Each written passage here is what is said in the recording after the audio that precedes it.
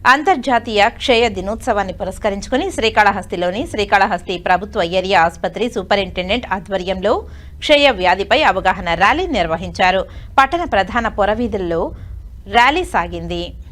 శ్రీకాళహస్తి ప్రభుత్వ ఏరియా ఆసుపత్రి superintendent doctor మాట్లాడుతూ టీబీ హటావో దేశ్ బచావో అనే నినాదంతో అవగాహన కల్పిస్తున్నామని తెలిపారు. క్షయవ్యాధి లక్షణాలపై అవగాహన కలిగి ఉండాలని, 2 వారాలకు మించి దగ్గు ఉన్నవారు పరీక్షలు చేయించుకుని చికిత్స పొందాలని తెలిపారు. క్షయవ్యాధి నివారణ చికిత్స పూర్తయ్యేంత వరకు ప్రతి నెల వ్యాధిగ్రస్తులు 500 రూపాయలు పోషక భత్యం ఇస్తారని తెలిపారు.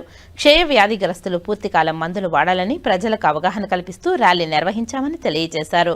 ప్రజలు క్షయ వ్యాధిపై భయం వీడాలని సూచించారు. అందరికీ నమస్కారం. నేను డాక్టర్ మధు, శ్రీకాళహస్తి ఏరియా హాస్పిటల్లో మెడికల్ ఆఫీసర్.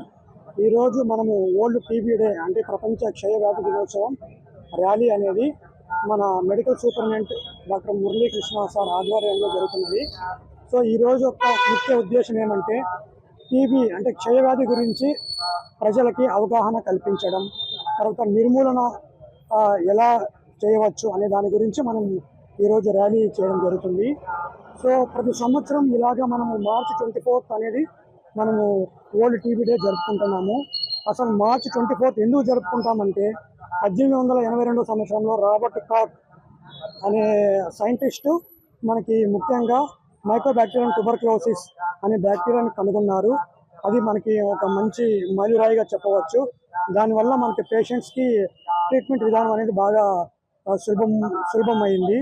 అదేవిధంగా మన ఆంధ్రప్రదేశ్ ప్రభుత్వం కూడా ఉచితంగా ఈ టీబీకి టెస్టులు చేస్తున్నది.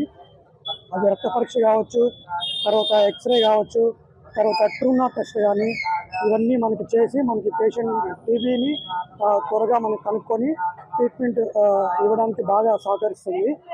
సో మనకి టీబీ లక్షణాలు ఎలా ఉంటాయంటే 2 వారాల నుంచి విపరీతమైన దగ్గు, జ్వరము, తర్వాత రాత్రిపూట చెమటలు పట్టడము, తర్వాత తలనొప్పి, ఆయాసము, ఆకలి లేకపోవడము, బరువు తగ్గిపోవడము, ఇలాంటి లక్షణాలు ఉన్నప్పుడు ఎటువంటి లేట్ చేయకుండా వెంటనే హాస్పిటల్కి వచ్చి డాక్టర్ సలహా మేరకు గల్ల పరీక్ష, ఎక్స్రే కానీ ఇలాంటి రక్త పరీక్ష చేసుకొని మనకి త్వరగా డిటెక్ట్ చేసుకొని టీబీ మందులు మనకి 6 నెలల నుంచి సంవత్సరం వరకు అది అఫెక్ట్ అయిన బాడీ పార్ట్ని బట్టి అన్నమాట. ముఖ్యంగా ఊపిరితిత్తులు అఫెక్ట్ అవుతాయి, తర్వాత మిగతా బాడీలు ఏ ఆర్గాన్ అయినా అఫెక్ట్ కావచ్చు.